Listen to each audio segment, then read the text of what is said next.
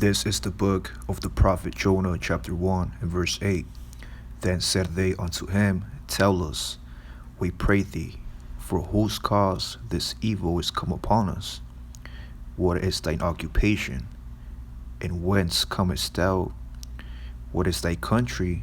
And of what people art thou? This is Jonah chapter 1 and verse 9. And he said unto them, I am in Hebrew. Shalom Akim, Wa'akwath of the elect of the nation of Israel. Welcome back to another lesson entitled Hebrew. Do you really know what it means? Do you really know what the term Hebrew comes from? Okay, because a lot of brothers and also, sisters, you call yourself a Hebrew Israelite, you might know what an Israelite means, prince of the power, or those who are descent out of the seed line of Jacob, Israel.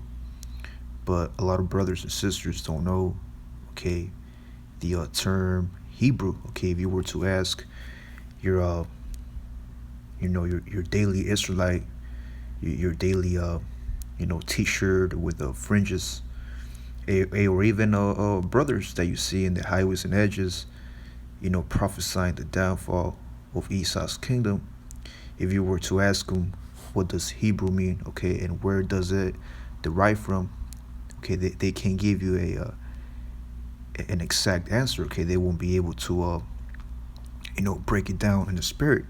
But hey, the Lord did say, study to show yourself approved. So when you're in this truth, man, okay, you can't just be calling yourself a Hebrew Israelite without knowing, the proper meaning and the proper history of what it really means to be a Hebrew, okay, or calling yourself a Hebrew, man. You see, and that's an example of, doing your due diligence. So before we start, we give all praises to Yahweh, Bahasham, Yahushai, Bahasham, Rahak, Yahweh, that's the true name of the Heavenly Father, who the world through ignorance calls God, Jehovah or Yahweh. Yahweh means he exists, he to be, in the ancient Paleo-Hebrew. Bahasham, Ba and Ha Da, okay, Ba and Ha Da Sham name. In the name Yahushai, who the world through ignorance calls Jesus Christ. Okay, Yahushai means he saves, he delivers. In the ancient Paleo-Hebrew, what you see here, okay, is the Lashawan Kodash, or also known as the Phoenician, okay, or proto-script of the ancient Hebrew. Okay, there's 22 characters in the Hebrew from the A all the way down to the Tha, and it's written from right to left. And what you see here on the bottom is the Assyrian script, okay, which is today they call it the modern Hebrew. Okay, and double honor to the apostles and elders at Great Millstone, the men that taught us brothers the 100% truth according to the Holy Scriptures. Yahweh and Yahushai are so-called black men according to the Holy Scriptures, the law and the testimony. Okay, these are examples of our forefathers, Abraham, Isaac, and Jacob. Here you have Esau, Edom, the so-called white man, which according to biblical prophecy, he's destined for harsh judgments. Here you see the descendants of our forefather Jacob from Reuben, okay, all the way down to Benjamin. So again, the title of this lesson is Hebrew. Do you really know what it means? So when you go into the book of Jonah 1 and 8, once again, then said they unto him, Tell us, we pray thee, for whose cause this evil is come upon us? What is thine occupation? And whence comest thou? What is thy country?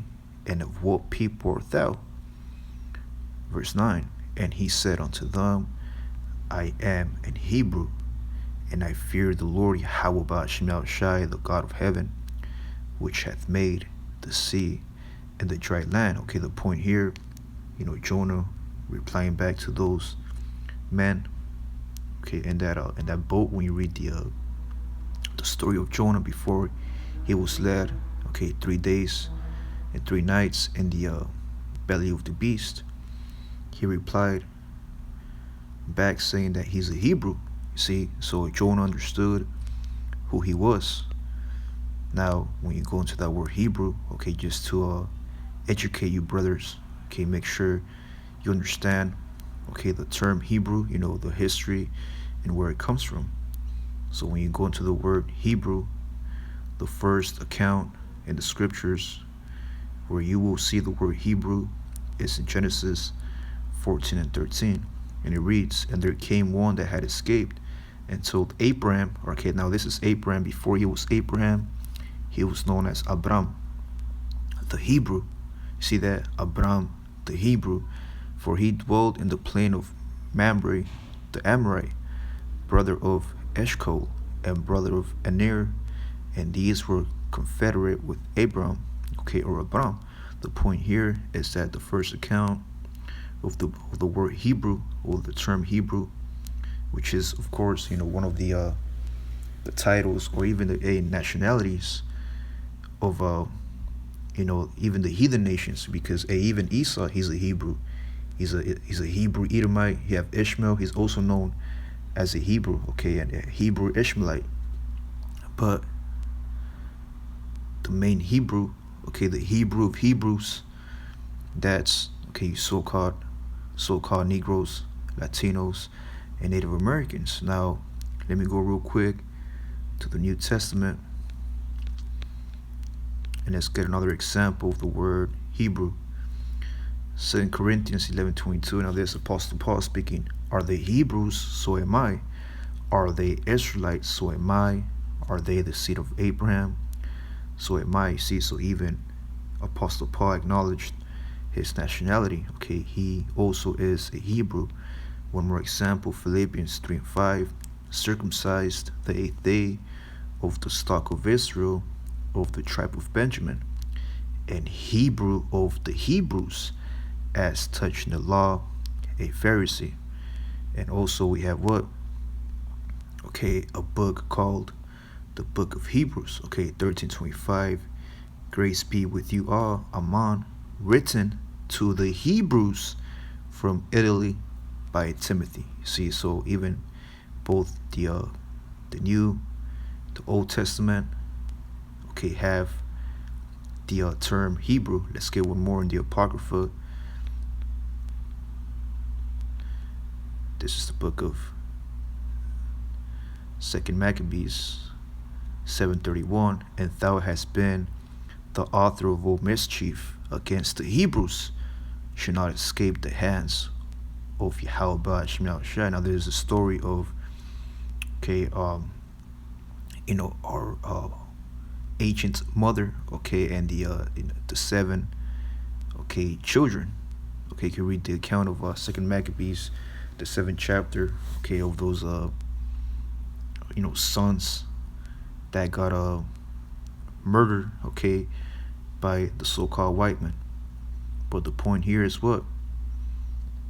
This is 2 Maccabees 7:30. "While she was yet speaking," right, the mother of those 7 Israelites, "these words the young men said, Whom wait ye for? I will not obey the king's commandment, but I will obey the commandment of the law that was given unto our fathers by Moses." Okay, now there's a young man, okay, which this young man that's symbolic to, okay, brothers in these last days. "And thou that has been the author of all mischief," which is evil, right, "against the Hebrews, shall not escape the hands of Yahweh." The point here is that even in the Apocrypha, okay, you have the term Hebrew, which we're going to break that down, okay, give brothers the proper understanding. Okay, do you really know what it means? Okay, or the term, matter of fact, do you really know where the term comes from? In history, okay? So, Lord Tool, that's the title of this lesson. Do you really know where the term comes from in history? Okay, so the real history of the word Hebrew is simply, we're going to go into the etymology. Now, the word etymology or the term simply means the study of a word. Okay, the study of the origin of words. Just like you have biology, okay, Scientology, okay, the study of, okay, words. This is a Hebrew adjective. It says the Old English from Old French, Hébreu, from Latin, Hebraeus, from Greek, Hebraios, from Aramaic Semitic, Hebrae, corresponding to Hebrew, Ibri, and Israelite. Okay, now we get to the point. It says traditionally from an ancestor named Eber, right? And when you break down the word Eber in the ancient Hebrew, okay, it's Ibar, okay? Ibar, and Ibar or Eber, he is our forefather. Okay, let's break it down real quick. You go into Genesis 10 and 24, and our fact said begot Salah, and Salah begot Eber. You see that? And our fact said begot Salah, and Salah begot Eber. Now this is the legacy, the seed line of the sons of Yahweh. Okay, those so-called men of renown, those men that felt from the first estate. Okay, these are the actual seeds. Okay, our fact said begot Salah, and Salah begot Eber.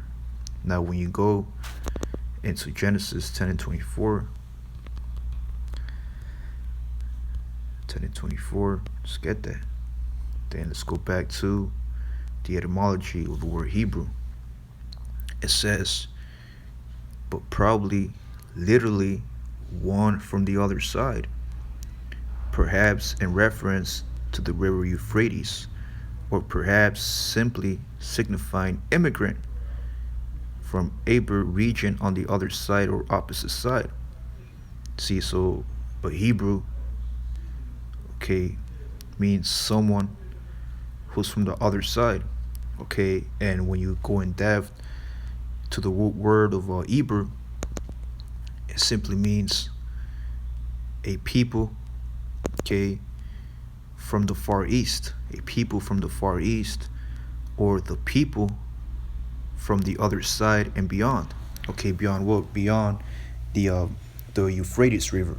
Okay, we're gonna break that down. It says people of the Far East, and we are, okay, Negroes, Latinos, Native Americans, even the heathens, man. We all come, okay, from the Far East, but mainly, okay, this term Hebrew applies, okay, to the Israelites, those who dwell in the Far East of the world, and also those who are set apart for a special purpose. And we're going to prove that the term Hebrew, okay, or Ibar in the ancient Paleo-Hebrew means those who are set apart for a special purpose. And that purpose is what? The purpose to fulfill prophecy, starting with the prophets, and also the purpose, okay, for the Israelites to be, okay, the kings and judges of the earth. So this is Genesis 10 and 24, and our fact said begot Salah, and Salah begot who? Eber. So Strong's H 5677, Aver. It says the same as H5676, Eber, the name of two patriarchs and four Israelites. Eber or Heber, which is like bar, right? The region beyond. Okay, the region beyond, it says son of Salah, great grandson of Shem, father of Peleg and Joktan.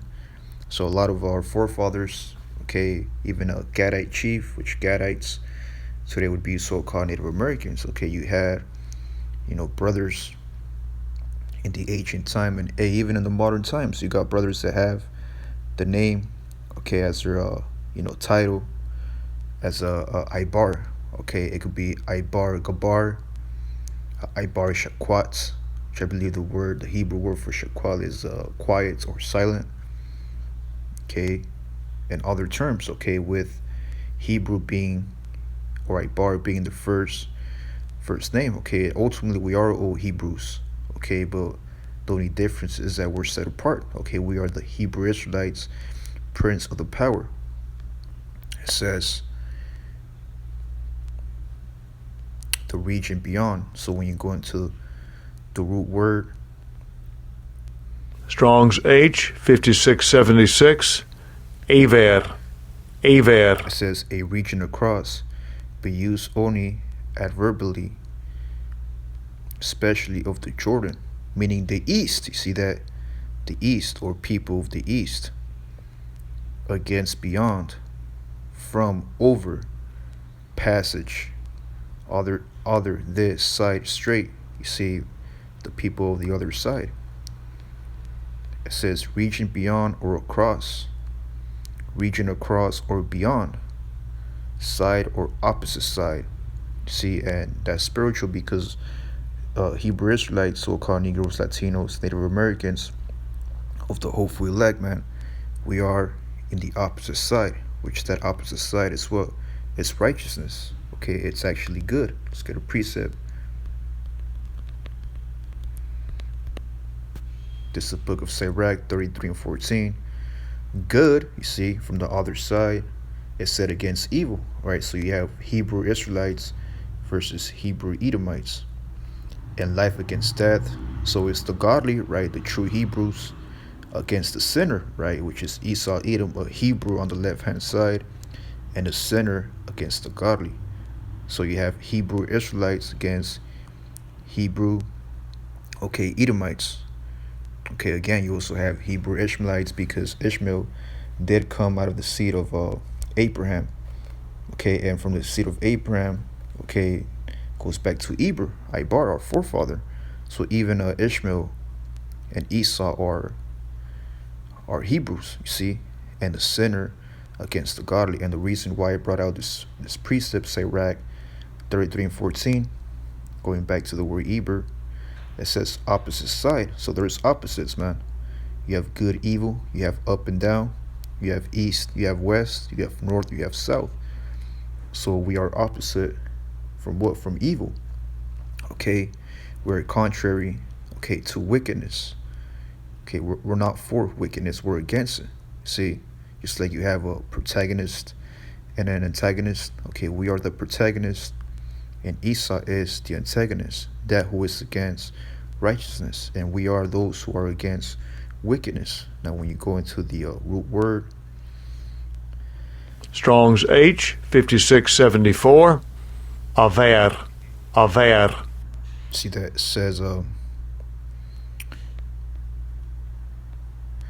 says to pass over. That's where you get the word Pesach, which I believe the Pesach lands every year, like around March, the month of March / April. To pass over, or by, or through, alienate. See, so when you go into that word alienate, let's get it real quick.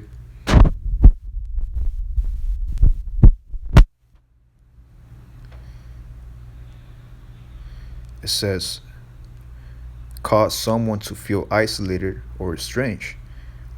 Distance, you see, we distance ourselves from this world. It says isolate, detach. Okay, divide, to separate. Okay, separate. It says cause to move or to be apart. You see, so the word Hebrew also means to move. Okay, to pass over to the other side. Okay, or be apart. Now, let's get a precept.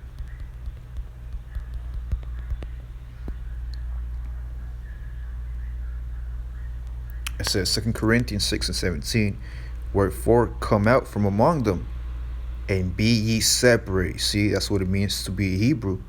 A Hebrew means the people of the East who are to be separate, saith the Lord, and touch not the unclean thing, and I will receive you. So a Hebrew is literally someone, okay, from the far east of the world, who is what? Who is separate, who is set apart.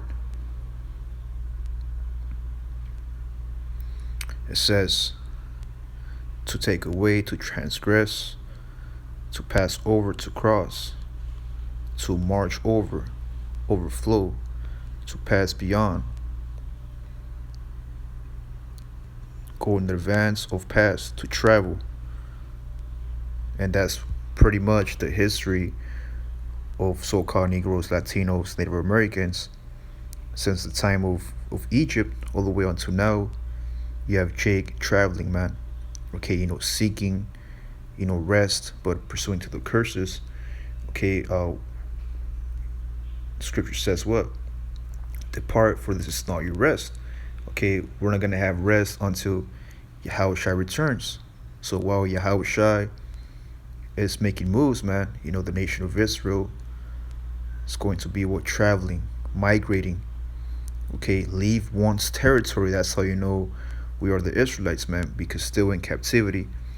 Okay, you have Jake, still trying to migrate, to different parts of the world, to seek peace, but the curses will still follow them. Okay, the curses will still follow, okay, an Israelite whithersoever he goeth. It says Hebrew, perhaps in reference to the river Euphrates, or perhaps simply signifying immigrant. You see, and that's a spirit, man, because both northern and southern kingdom were known as what? Immigrants, slaves. Shit, you go into the news articles, okay, you read about, Jake, okay, Jake being deported back to their so-called country because he's an immigrant. Immigrant. Okay, a newcomer, a migrant, a foreigner. You see, stranger. You see, we're strangers, man. We're aliens. See, that's where you get the Hebrew word for alien is goyar, or aliens in the Hebrew. In the as a plural sense in the Hebrew is goyaryum. Okay, alien, a stranger. See, let's get a precept with the word alien.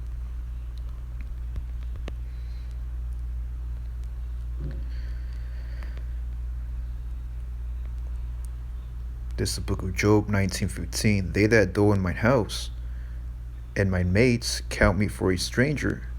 I am an alien in their sight. Psalm 69:8. I am become a stranger unto my brethren, and an alien unto my mother's children. Exodus 18:1. When Jethro, the priest of Midian, Moses' father-in-law, heard of all that God had done for Moses and for Israel, his people, and that the Lord Yahweh Shai brought Israel out of Egypt, then Jethro, Moses' father-in-law, took Zipporah, Moses' wife, after he had sent her back, and her 2 sons, of which the name of the one was Gershom, for he said, I have been an alien in a strange land. Yeah, and that applies to us, brothers and sisters, in these last days, in the land of our captivity, man. Okay, we have been aliens, okay, foreigners in a strange land, and that land, okay, the modern day strange land is here in America, Babylon the Great. So part of the word Hebrew, okay, actually goes into the Immigrant. word an immigrant, okay, a newcomer, a stranger, and we're seen as what? Strangers here in Babylon, man. You see, Esau sees us, okay, as like like Amalek likes to say, okay, goyim, I think that's the word, okay, or peasants. Why? Because we come, okay, from the actual holy land of the nation of Israel. I believe the word is goyim, okay, something in that term. It says to pass away, to emigrate, leave one's territory, to vanish, to perish, to cease to exist, to become invalid, become obsolete of the law of decree, to be alienated. There you go again, the word alien. Okay, but this is alienated, passed into other hands. You see, we've been passed for the past 300 years into other hands, the hands of the heathen. It says to cause, to let pass by, to pass away. You see that? So ultimately, okay, the term Hebrew, the history of Hebrew, which goes back to our forefather, okay, Ibar or Eber, simply means a people of the Far East. Okay, a people of the Far East, or from the other side, okay, those who are set apart for a special purpose. So let's go back to the definition. It says to pass over or by or through, to alienate. So when you go into that word alienate again, one of those words, it says what? Set apart. You see, set apart. And when you go into set apart, it says separate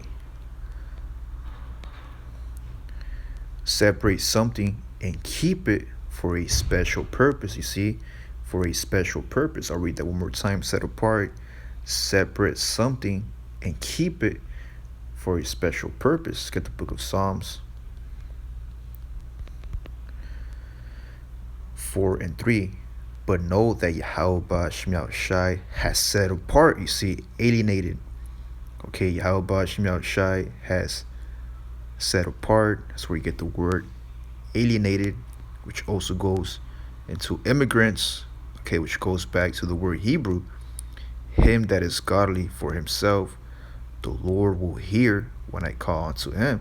So Lord is only those, okay, who are destined to be set apart. Okay, which are who? The godly, which are the Israelites, man. See, let's get one more precept.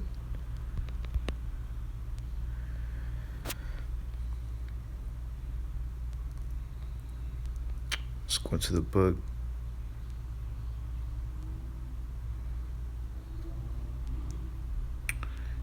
Deuteronomy 7:6. For thou art a holy people. See, to be holy also means to be set apart. Okay, sanctify unto Yahweh thy power. The Lord thy power has chosen thee. You see, so we're a chosen people. Okay, because again, Ishmael, Moab, pretty much the heathens, man. In Psalms the 83rd chapter, even Elam. Okay, they are all Hebrews, but the chosen Hebrews are the Israelites, to be a special people. And when you're special, you're set apart unto himself above all people, right? Above all the other Hebrews that are upon the face of the earth. You see, that's where you get the term Hebrew. Okay, simply, again, means people of the Far East. Okay, or the people from the other side and beyond.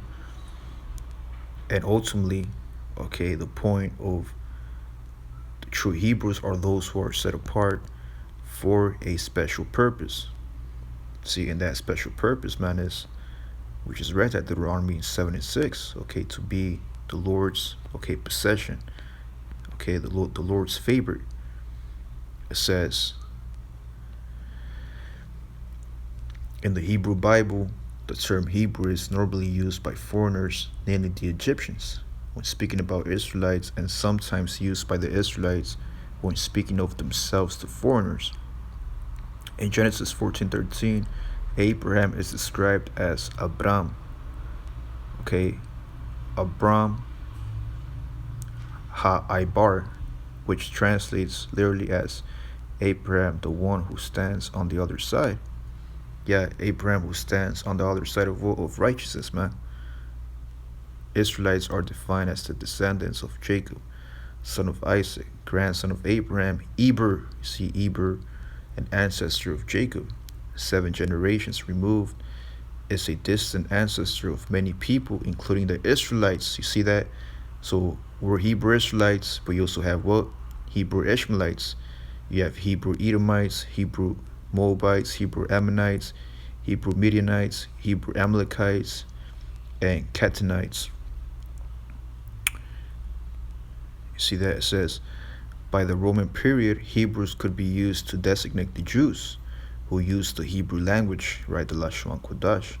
The Epistle of the Hebrews, one of the books of the New Testament, was probably directed as Jew Christians, which are Israelites. See that? So, hey, there you go, Akim.